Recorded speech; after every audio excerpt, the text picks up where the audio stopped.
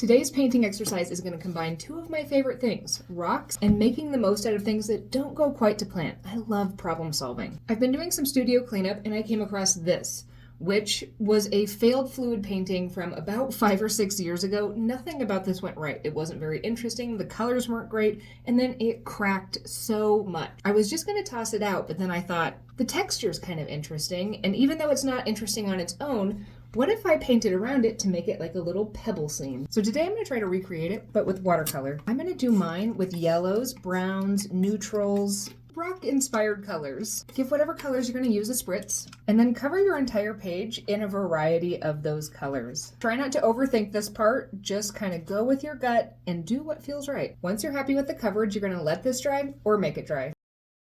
For the next layer, you can use whatever you want. You could use acrylic, you could use pen or watercolor, but I actually want to use these watercolor crayons I have because I feel like playing with them. I'm going to take one of these crayons and I'm just going to start making kind of random pebble type shapes, fitting them in kind of like a little puzzle. I'm going to modify the shape and size of these a bit, and I'm just going to fill up the entire page with these little shapes. Then I'm going to wet a brush and I'm going to fill up the interior of these spaces, encouraging the watercolor crayon I just used to bleed into this a little bit. We're trying to create the shadows on the sides of the rocks, and if it's not bleeding in enough for you, you can always grab another color and kind of drop it along the side of this wet mess you've just made. I'm going to repeat this for each of these rocks. Once you've rounded all the edges on the rocks, then let this dry or make it dry.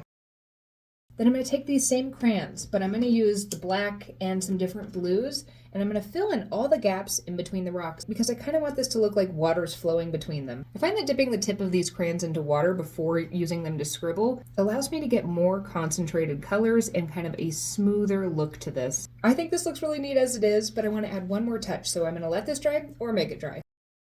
And then I'm going to use a white gel pen to make these little flowy highlights in between the rocks to kind of show the movement of the water. This one is so peaceful and serene. You should try this. This could be fun to do if you totally messed up a background that you don't know what to do with. Maybe don't take the fact that it's a failure for granted. Turn it into rocks.